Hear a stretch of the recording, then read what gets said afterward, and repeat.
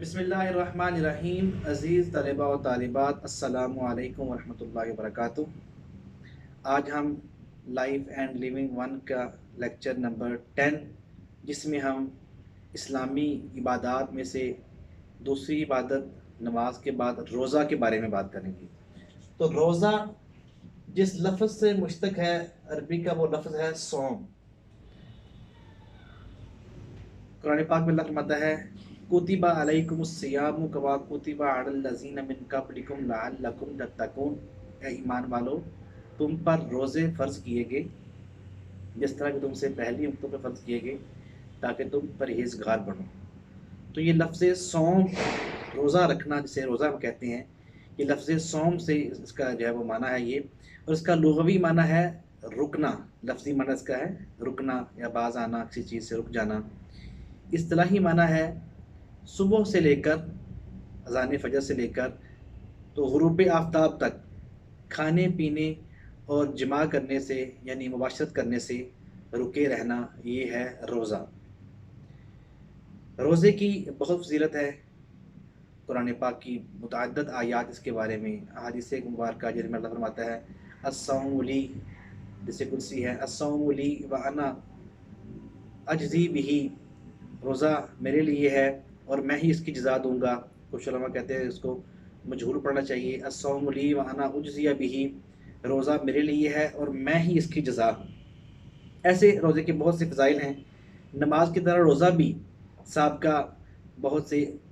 تمام انبیاء کرام اور ان کی امتوں کے اوپر جو ہے وہ فرض رہا ہے، یہ قرآن پاک میں اللہ نے ارشاد فرمایا ہے۔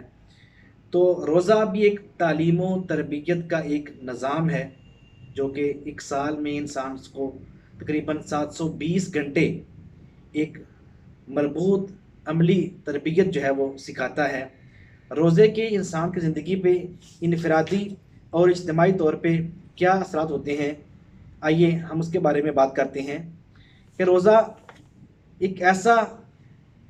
اللہ تعالیٰ کا جو ہے وہ فریضہ ہے، عبادت ہے، جس میں انسان کے اوپر اس دوران، اس وقت میں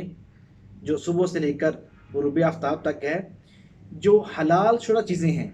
جو کرنا جائز ہے، کھانا پینا ثواب کا کام ہے، اور دیگر جو معاملات ہیں وہ بھی منع ہو جاتے ہیں۔ تو یہ ایک اور بندگی کا احساس، اللہ کی اطاعت کا احساس، خدا کے ہونے کا احساس جو ہے انسان کو دلاتا ہے۔ تو ہم ون بائی ون جو روزے کے انسانی زندگی پہ انفرادی اثرات ہیں ان کے بارے میں جو ہے وہ بات کرتے ہیں۔ نمبر 1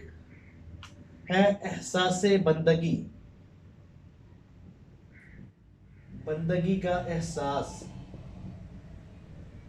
روزہ ہمیں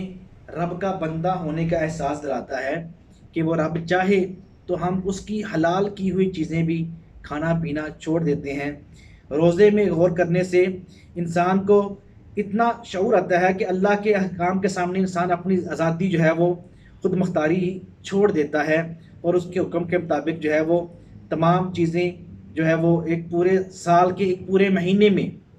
جو کہ انسان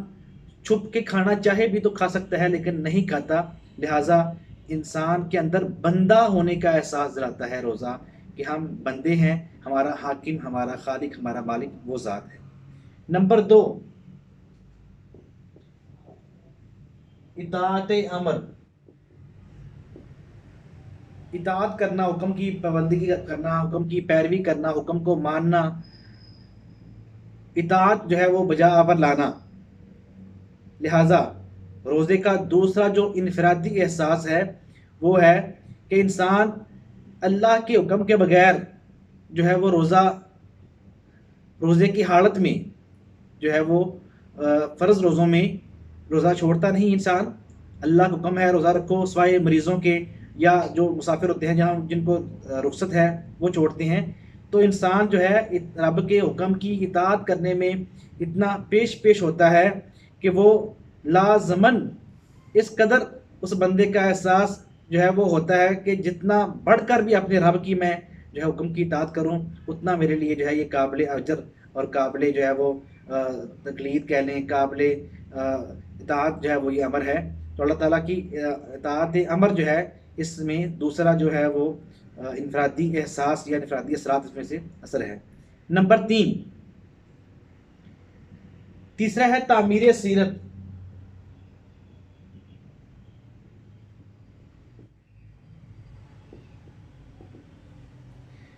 اگرچہ روزے میں بظاہر صرف دو قسم کی خواہشیں یعنی کہ غذا کی خواہش اور جنسی خواہش پر پابندی لگتی ہے، لیکن اس کی روح اصل میں یہ ہے کہ انسان جو ہے اللہ کا بندہ ہونے کا احساس پوری طرح اس کے اوپر طاری ہوتا ہے، اور انسان کے اندر جو ہے وہ اپنی کردار اور سیرت کو تعمیر کرنے کا جو ہے یہ موقع ملتا ہے. کیسے کہ روزے کا مقصد کیا ہے؟ کتب علیکم الصیام کما کتب علی الذین من قبلکم لعلکم تتقون. روزے تم پہ اس لیے فرض کیے گئے تاکہ تم متقی بن جاؤ، پرہیزگار بن جاؤ، تمہیں اللہ کا تقوی، اللہ کا ڈر اور خوف جو ہے وہ میسر آ جائے. اور تقوی جس بندے میں پیدا ہو جاتا ہے، متقی جو بندہ بن جاتا ہے، پھر اس کے اندر جو ہے وہ سیرت اور کردار اس کا بہت اعلیٰ درجے پہ فائز ہو جاتا ہے. تو روزے کا مقصد جو ہے وہ تقوی پیدا کرنا ہے. تقوی جو ہے وہ انسان کے سیرت اور کردار کو جو ہے وہ بڑھاتا ہے. اب ایک شخص سے کہا جاتا ہے کہ تم پر خدا کی پابندی جو ہے لگائی ہے کہ صبح سے لے کے شام تک کچھ نہ کھاؤ، صرف محفل ہی میں نہیں بلکہ تنہائی میں بھی نہ کھاؤ. اب ایسی صورتحال میں ایک بندہ اپنے نفس کی بات چھوڑ کے اپنے رب کی مانتا ہے، تو نفس کی کیفیات جو ہے وہ کس طرح کی جو ہے وہ ابھرتی ہیں کہ وہ نفس جس کی وہ مخالفت کرتا ہے، اب جو ہے وہ اس میں کس قسم کی نفس کی کیفیات ابھرتی ہیں. نمبر ایک، اول تو یہ کہ وہ اسے خدا کے عالم الغیب ہونے کا پورا یقین ہوتا ہے کہ میں چھپ کے بھی کھاؤں گا، میں جہاں بھی کھاؤں گا میرا مالک مجھے دیکھتا ہے. وہ پس پردہ دیوار کے پیچھے چھپ کے اندھیرے میں بند کمرے میں بھی کھاؤں گا تو میرا مالک مجھے دیکھتا ہے، لہٰذا وہ عالم الغیب ہے. لہٰذا اللہ تعالیٰ کے عالم الغیب ہونے پہ انسان کی جو ہے وہ یقین بڑھتا ہے. نمبر دو، اسے آخرت یاد آتی ہے اور حساب و کتاب پہ یقین ہوتا ہے، ورنہ ایسے آخرت یاد نہ ہو، حساب و کتاب پہ یقین نہ ہو تو 14 گھنٹے گرمی میں کوئی شخص جو ہے وہ بھوکا رہنا گوارا نہیں کرتا. نمبر تین، اپنے اندر فرض کا احساس جو ہے وہ پیدا ہوتا ہے کہ یار رب نے پابندی لگائی ہے تو یہ پابندی ہے نہیں کھانا. نمبر چار، دنیا داری اور روحانیت کے انتخاب میں سے اسے روحانیت کو منتخب کر لیا، اور روحانیت جو ہے انسان کے اندر جو ہے اسے پیوریفائی کرتی ہے، اسے خالص کرتی ہے، اسے پاک کرتی ہے. ایسے ہی بہت سے چیزیں کہ انسان خود کو آزاد نہیں سمجھتا، وہ سمجھتا ہے کہ وہ کسی کا محکوم ہے، حاکم وہی اللہ کی ذات ہے. ایسے ہی انسان کے اندر صبر، استقامت، تحمل جو ہے احساس آتا ہے، اور بہت سی چیزیں اور جو ہے وہ پیدا ہوتی ہیں. جی ہاں، تو ہم جو چوتھی چیز جو پڑھیں گے اس کے بارے میں وہ ہے ضبط نفس. ضبط نفس روزے میں جو انفرادی طور پہ انسان پہ اثرات آتے ہیں ان میں سے ایک ہے ضبط نفس. بھوک اور جنسی خواہش، آرام کرنے کی خواہش، یہ ایسی خواہشات ہیں کہ انسان ان کے لیے بہت بڑے بڑے گناہ کر لیتا ہے. لیکن اتنی زیادہ گھنٹے بھوکا پیسہ رہنے کے بعد پھر رات کو تراویح پڑھنا، پھر صبح سحری کے لیے اٹھنا، یہ چیزیں انسان کے نفس کو جو ہے وہ ضرب لگاتی ہیں، انسان کے نفس کو کمزور کرتی ہیں، انسان کو اس پہ جو ہے وہ قابو سکھاتی ہیں. اور انسان کا نفس جو کہ آرام کا متمنی ہوتا ہے، وہ آرام کو چھوڑ کے جو ہے وہ اللہ کی رضا کے لیے جو ہے وہ اپنی خواہشات کو جو ہے وہ چھوڑ کر، حیوانی خواہشات کو چھوڑ کر، انسانی خواہشات کو چھوڑ کر جو ہے وہ اللہ کی رضا کے لیے جو 30 دن مسلسل یہ مشق کرتا ہے، اور اس کا مقصد صرف یہ ہوتا ہے کہ رب کی رضا حاصل ہو جائے اور نفس پہ جو ہے وہ غلبہ حاصل ہو جائے، نفس کمزور ہو جائے اور اس کا جو ہے وہ ضمیر جو ہے وہ مضبوط ہو جائے. اب نفس کے اندر جتنی مشقیں میں ملتی ہیں، اس میں جتنی مشقیں ہیں نفس کو غلبہ کرنے کی، ان سب میں انسان کا جو مقصد ہوتا ہے وہ ہے کسی حاکم کی فرما بردار، کسی ضابطہ، کسی قانون کی جو ہے وہ پابندی ان میں نہیں ہوتی، لیکن انسان جو اس میں مشق کرتا ہے روزے کی حالت میں، اس میں اس کو ضابطہ قانون کی پابندی کرنی ہوتی ہے، اور اس کا سارا جو ہے وہ شریعت میں چیزیں بڑی کلیئر جو ہے وہ واضح قرآن کی رہنمائی میں بتا دی گئی ہیں۔ اب ہم نے پڑھی انفرادی چیزیں، اس کے بعد ہم پڑھیں گے اجتماعی فوائد کیا ہوتے ہیں۔ یہ تھے انفرادی، اور یہ ہیں اجتماعی۔ روزہ اگرچہ انفرادی عمل ہے، لیکن نماز کی طرح، جیسے نماز جب با جماعت ہوتی ہے تو یہ ایک اجتماعی عمل بھی بن جاتا ہے۔ اب ایسے ہی روزہ بھی چونکہ سب لوگ ایک ہی سال کے مہینے میں رکھتے ہیں، ایک ہی وقت میں رکھتے ہیں، تو اسی طرح جو خاص مہینہ مقرر کرنے سے اس فعل کو ایک اجتماعی فعل بنا دیا گیا، اور اس میں جو ہے وہ اخلاقی اور روحانی جو فوائد ہیں اس میں بہت سارا جو ہے وہ اضافہ ہو جاتا ہے۔ کیسے، کیا اثرات آتے ہیں اجتماعی طور پر؟ نمبر 1، تقوی اور پاکیزگی کی فضا۔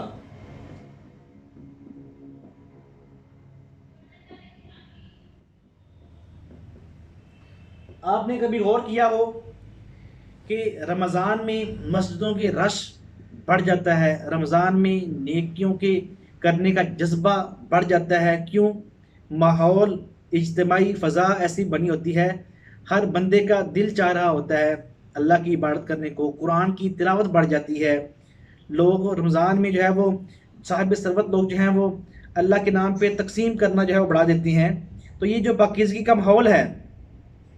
یہ عمل جو ہے اس کی خصوصیت ہے کہ یہ جو روزے کا عمل ہے اس میں ایک خاص قسم کا نفسیاتی ماحول پیدا ہو جاتا ہے،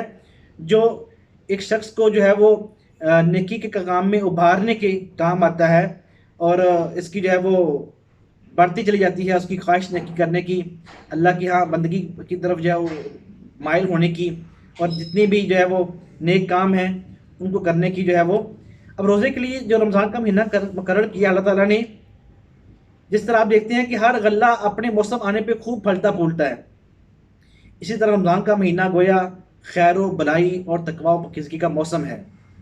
اس میں برائیاں دبتی ہیں اور نیکیاں جو ہیں وہ پھلتی پھولتی ہیں۔ اسی لیے احادیث میں آیا ہے کہ جب رمضان آتا ہے تو جنت کے دروازے کھول دیے جاتے ہیں اور جہنم کے دروازے بند کر دیے جاتے ہیں، اور سرکش شیطان بھی جو ہے وہ ان کو بھی قید کر دیا جاتا ہے۔ تو یہ رمضان جو ہے یہ نیکیوں کا ایک موسم ہوتا ہے، ایک اللہ کی طرف سے پیکج ہوتا ہے کہ اس میں ہر نیکی کا جو ہے اللہ تعالیٰ عمل جو ہے اس کے اوپر جو بدلہ ہے بڑھا دیتا ہے، اس پہ اجر جو ہے نیکیوں کا کئی گنا بڑھ جاتا ہے۔ ایک فرض کا جو ہے وہ 27 یا 70 فرض جتنا ثواب ملتا ہے، اور نفل کا ثواب جو ہے وہ فرض جتنا مل رہا ہوتا ہے، ہر عمل پہ اجر جو ہے وہ بڑھ جاتا ہے، اس لیے اس سے جو ہے وہ تقوی اور پاکیزگی اور نیکی کا ماحول بنتا ہے۔ نمبر 2، اجتماعیت کا احساس۔ اجتماعیت کا احساس، اجتماعی عمل کا ایک دوسرا فائدہ یہ ہوتا ہے کہ اس سے لوگوں میں فطری اور اصلی اتحاد پیدا ہو جاتا ہے۔ نسل، زبان، رنگ، علاقہ، ذات پات، ہر چیز چھوڑ کے آدمی کا دل اسی سے ملتا ہے جو خیالات اور عمل میں اس سے ملتا ہے۔ یہی وہ اصلی رشتہ ہے جو دو آدمیوں کو ایک دوسرے سے باندھ دیتا ہے۔ لہٰذا سب لوگ یہ بھول کے کس کی کیا ذات ہے، کس کی کیا جو ہے وہ حیثیت ہے معاشرے میں، کس کے کیا علاقہ ہے، کیا زبان ہے، سب روزے دار ایک دوسرے کا احساس کر رہے ہوتے ہیں، اور سب جو ہے ایک ہی فضا میں ایک اجتماعی جو اسلامی اجتماعی ایک جو ہے وہ اجتماعیت کا بندھن ہے اس میں بندھ جاتے ہیں۔ اور یہ ایک بہترین جو ہے وہ اخوت کا رشتہ اور نیکی کے کاموں کو جو ہے وہ آگے بڑھانے کا رشتہ اس میں جو ہے وہ پیدا ہوتا ہے، اور اخوت کے رشتے کا جو ہے اس میں ملاپ، اور نیک خیالات اور نیک کاموں کا اس میں ملاپ ہوتا ہے۔ نمبر 3،